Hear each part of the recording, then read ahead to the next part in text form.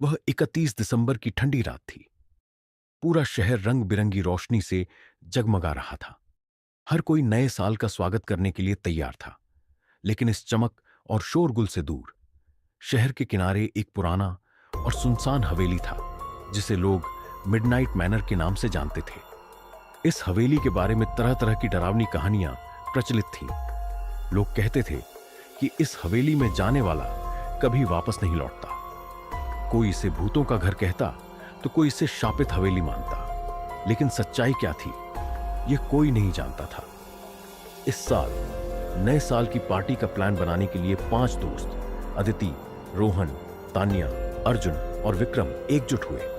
सभी 25-26 साल के थे और डरावनी कहानियों का मजाक उड़ाना उनकी आदत थी। रोहन ने कहा, इस बार न्यू ईयर पार्टी में कुछ अलग करते हैं। हर बार जैसे होटल या क्लब में जाते हैं वैसे नहीं। अर्जुन ने मजाक करते हुए कहा, तो क्या मिडनाइट मैनर में पार्टी करें? सब हंसने लगे। लेकिन विक्रम ने गंभीरता से कहा, क्यों नहीं? वैसे भी ये सब कहानियां फर्जी होती हैं। वहां जाकर देखेंगे और अगर कुछ मिला तो हमें यादगार अनुभव होगा। तान्या थोड़ी घबराई हुई थी। उसने कहा, मुझे नहीं लगता कि यह सही होगा। ये जगहें सच में खतरनाक हो सकती हैं। लेकिन बाकी सभी ने उसे मना लिया। आखिरकार वे सभी मिडनाइट मैनर में नए साल की रात बिताने का फैसला कर बैठे। 31 दिसंबर की रात जब घड़ी में 11 बजे थे, वे सभी अपनी कार से मिडनाइट मैनर पहुंचे। हवेली काली छाया में छिपी हुई लग रही थी। जंग लगी गेट के पास पहुंचते ही ठंडी हवा का झोंका आया, जैसे हवेली ने उनका स्वागत किया हो। अंदर घुसते ही हवेली का सन्नाटा दिल दहला देने वाला था। फर्श पर धूल की मोटी परत जमी थी और दीवारों पर पुराने जाले लटक रहे थे। रोहन ने हंसते हुए कहा, देखो, कोई भूत हमें चाय पिलाने तो नहीं आया? अचानक हवेली के अंदर से धीमी धीमी गूंजती हुई आवाज सुनाई दी। सभी चौंक गए। अर्जुन ने कहा, यह तो हवा का असर होगा, चलो अंदर चलते हैं। जैसे ही वे हवेली के बड़े हॉल में पहुंचे, वहां रखी एक पुरानी घड़ी अचानक चालू हो गई। घड़ी में 11:55 बज रहे थे। तान्या ने डरते हुए कहा, यह घड़ी कैसे चली? यहां तो कोई बिजली भी नहीं है। घड़ी की हर टिक टिक उनके दिल की धड़कन को तेज कर रही थी। तभी हवेली के ऊपर बने बड़े झूमर से मोमबत्ती अपने आप जल उठी। अदिति ने कहा, यह मजाक बंद करो, कौन कर रहा है यह सब? लेकिन वहां कोई नहीं था। तभी उन्हें एक कोने में रखी एक पुरानी किताब मिली। किताब धूल से ढकी थी, लेकिन जब उन्होंने उसे खोला तो उसमें लिखा था, जो कोई भी इस हवेली में 31 दिसंबर की रात को आएगा, वह मिडनाइट के बाद इसे कभी नहीं छोड़ पाएगा। रोहन ने किताब पढ़कर हंसते हुए कहा, यह सब पुराने जमाने की डरावनी कहानियां हैं, चलो कुछ मस्ती करते हैं। लेकिन जैसे ही घड़ी ने 12 बजाए, हवेली में चारों ओर से दरवाजे अपने आप बंद हो गए। झूमर तेजी से झूलने लगा और ठंडी हवा ने कमरे को घेर लिया। अचानक दीवारों से एक महिला की छाया उभरने लगी। उसका चेहरा विकृत था और उसकी आंखों से खून टपक रहा था। उसने चीखते हुए कहा, तुमने मेरी शांति भंग की है, अब तुम सब मेरे साथ यहां रहोगे। तान्या चीख पड़ी और अदिति ने दरवाजा खोलने की कोशिश की, लेकिन सब बेकार था। विक्रम ने हिम्मत जुटाकर महिला से पूछा, तुम कौन हो? महिला ने बताया कि वह इस हवेली की मालकिन थी। 100 साल पहले नए साल की रात उसके परिवार ने उसे जिंदा जला दिया था। उसके मरने के बाद से वह हर नए साल की रात बदला लेने के लिए जागती है। दोस्तों ने भागने की बहुत कोशिश की, लेकिन जैसे ही वे दरवाजे के करीब पहुंचे, छाया ने उन्हें घेर लिया। हवेली में उनकी चीखें गूंज उठीं। अगले दिन जब पुलिस वहां पहुंची तो उन्हें हवेली में सिर्फ वह पुरानी किताब मिली। दोस्तों का कोई सुराग नहीं था। लोग कहते हैं कि आज भी उनकी चीखें हवेली के अंदर गूंजती हैं और हर नए साल की रात मिडनाइट मैनर अपनी अगली शिकार का इंतजार करता है। मिडनाइट मैनर में 5 दोस्तों की रहस्यमयी गुमशुदगी के बाद पूरे शहर में सनसनी फैल गई। लोग डर से कांप रहे थे और कोई भी उस हवेली के आसपास जाने की हिम्मत नहीं कर रहा था। लेकिन एक व्यक्ति था जिसने इस डर को चुनौती देने का फैसला किया। राघव, 28 वर्षीय एक पत्रकार, जो रहस्यमयी घटनाओं पर लेख लिखने के लिए जाना जाता था, इस केस को सुलझाने के लिए आगे आया। उसे विश्वास था कि इन कहानियों के पीछे कोई न कोई तर्कसंगत कारण होगा।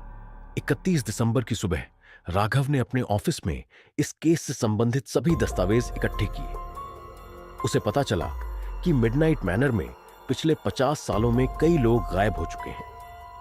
हर घटना का दिन 31 दिसंबर था। उसने दोस्तों की गुमशुदगी के बारे में पुलिस से संपर्क किया, लेकिन उन्हें भी कोई सुराग नहीं मिला था। राघव ने फैसला किया कि वह इस बार खुद उस हवेली में जाकर सच्चाई का पता लगाएगा। रात 11 बजे राघव अपने कैमरे, टॉर्च और एक रिकॉर्डर के साथ मिडनाइट मैनर पहुंचा। हवेली वैसी ही थी, अंधेरे में डूबी हुई और डरावनी। जैसे ही उसने मुख्य गेट खोला, ठंडी हवा का तेज झोंका आया। उसे महसूस हुआ कि जैसे कोई उसे अंदर खींच रहा हो। हॉल में पहुंचते ही उसने देखा कि घड़ी फिर से 11:55 पर अटकी हुई थी। राघव ने रिकॉर्डर चालू किया और कहा, मैं मिडनाइट मैनर में हूं। यहां का माहौल वाकई डरावना है, लेकिन मैं इसे खाली अंधविश्वास साबित करके रहूंगा। जैसे ही राघव ने जांच शुरू की, उसे हॉल के एक कोने से धीमी धीमी फुसफुसाहट सुनाई दी। वह उस आवाज की ओर बढ़ा। दीवार पर छाया के आकार में कुछ लिखा था, तुम्हारा समय खत्म हो रहा है। राघव ने दीवार को ध्यान से देखा। अचानक दीवार से खून की बूंदें टपकने लगी। उसका दिल जोर से धड़कने लगा, लेकिन उसने खुद को शांत रखा और आगे बढ़ा। हवेली की पुरानी लकड़ी की सीढ़ियां टूटने के कगार पर थीं। राघव ऊपर जाने के लिए सीढ़ियां चढ़ने लगा। जैसे ही वह आधी सीढ़ियों तक पहुंचा, उसने देखा कि ऊपर एक काले साए जैसी आकृति खड़ी है। उसके हाथों में एक लालटेन थी और उसकी आंखें ज्वालामुखी की तरह चमक रही थीं। अचानक वह आकृति हवा में गायब हो गई। राघव ने टॉर्च चालू करके सीढ़ियों के ऊपर देखा, लेकिन वहां कुछ नहीं था। ऊपर के कमरे में उसे एक और किताब मिली। किताब में पुराने समय की एक तस्वीर थी। तस्वीर में वही महिला थी जिसने पहले दोस्तों को धमकाया था। तस्वीर के नीचे लिखा था, यह श्राप तब तक जारी रहेगा जब तक मिडनाइट की आखिरी घड़ी नहीं रुकेगी। राघव समझ गया कि यह श्राप उस घड़ी से जुड़ा हुआ है। उसने घड़ी को ढूंढने की योजना बनाई। जैसे ही वह घड़ी को खोजने निकला, हवेली के हॉल में अजीब सी आवाजें गूंजने लगी। उसने देखा कि दोस्तों की आत्माएं हवा में लटक रही थीं। वे चीख चीख कर मदद मांग रही थीं। रोहन की आत्मा बोली, हमें बचा लो, वह हमें अंदर से जला रही है। राघव ने पूछा, कौन? ये सब किसने किया? लेकिन इससे पहले कि आत्माएं कुछ और कह पाती, काले साए ने उन्हें घेर लिया और वे गायब हो गई। घड़ी ने 12 बजाने में 10 मिनट बाकी थे। राघव ने तेजी से घड़ी की खोज शुरू की। उसे वह घड़ी हवेली के तहखाने में मिली, लेकिन जैसे ही उसने घड़ी को छूने की कोशिश की, उसके पीछे से काले साए ने उसे धक्का दे दिया। उसने देखा कि वही महिला वहां खड़ी थी। उसका चेहरा और भी विकृत हो चुका था। उसने कहा, तुमने यहां आने की हिम्मत कैसे की?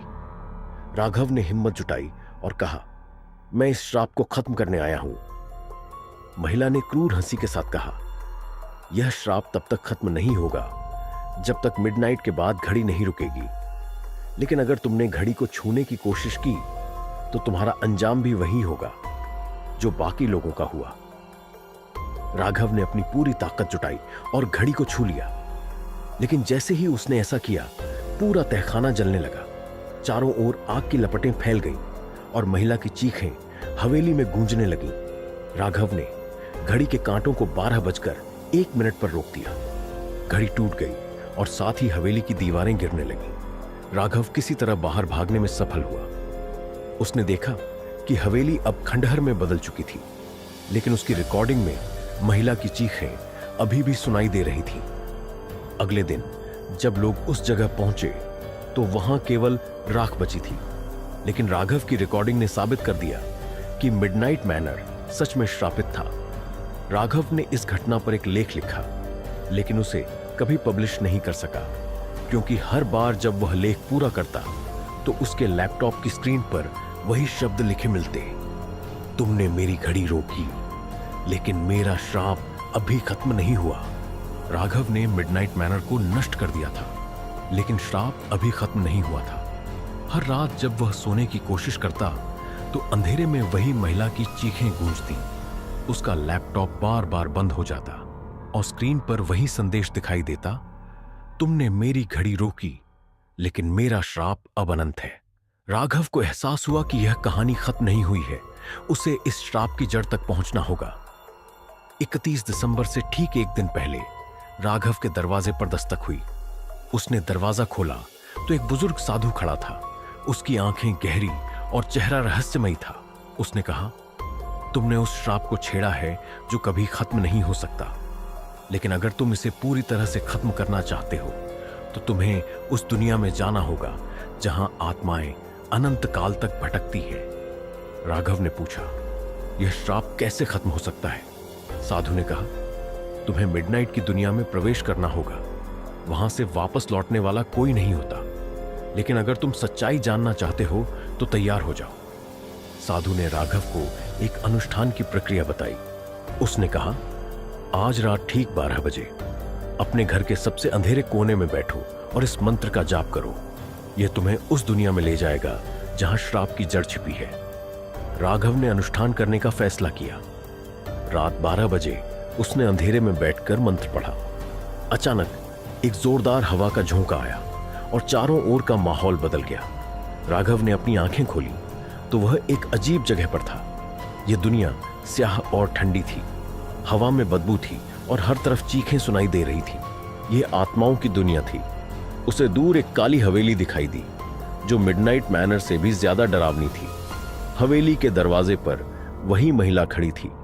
उसने राघव को देखकर कहा, तुमने यहां आने की गलती की है, अब तुम कभी वापस नहीं जा सकोगे।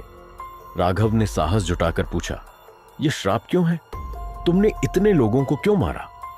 महिला ने क्रोध से कहा, मैंने कुछ भी नहीं किया। यह श्राप मुझे भी उसी रात मिला था जब मेरे परिवार ने मुझे जिंदा जला दिया। उन्होंने मेरे पास एक घड़ी छोड़ी थी जो हर मिडनाइट मुझे जीवित कर देती है, लेकिन मैं न इंसान रह पाती हूं न पूरी तरह से मर पाती हूं। मेरी आत्मा को शांति चाहिए, लेकिन यह घड़ी मेरी शांति छीन लेती है। राघव ने पूछा, तुम्हें शांति कैसे मिलेगी? महिला ने कहा, इस घड़ी को पूरी तरह से नष्ट करना होगा, लेकिन यह इतना आसान नहीं है। यह घड़ी मिडनाइट के अनंत काल से जुड़ी है। इसे तोड़ने वाला खुद उसी समय के जाल में फंस जाएगा। राघव ने दृढ़ निश्चय किया कि वह इस घड़ी को नष्ट करेगा, चाहे कुछ भी हो। घड़ी एक गहरे कुएं के भीतर छिपी हुई थी जिसे आत्माओं की रक्षा मिलती थी। राघव कुएं तक पहुंचा और देखा कि आत्माएं उसके चारों ओर मंडरा रही थीं। जैसे ही उसने घड़ी को छूने की कोशिश की, आत्माओं ने उस पर हमला करना शुरू कर दिया। वह दर्द से चिल्ला उठा, लेकिन उसने हार नहीं मानी। उसने घड़ी को उठाया और उसे एक पत्थर पर फोड़ दिया। जैसे ही घड़ी टूटी, पूरी दुनिया थम गई। आत्माओं की चीखें शांत हो गईं। महिला ने कहा, तुमने मुझे शांति दी, अब मैं हमेशा के लिए मुक्त हूं, लेकिन तुम्हें मेरी जगह लेनी होगी। महिला गायब हो गई, लेकिन राघव खुद को आत्माओं की दुनिया में फंसा हुआ पाया। वह कभी लौट नहीं सका। राघव की कहानी किसी को नहीं पता चली, लेकिन आज भी हर 31 दिसंबर की रात कुछ लोग दावा करते हैं कि उन्होंने आत्माओं के बीच राघव की चीखें सुनी हैं। श्राप खत्म हुआ, लेकिन अनंत काल के लिए एक नया रक्षक बन गया।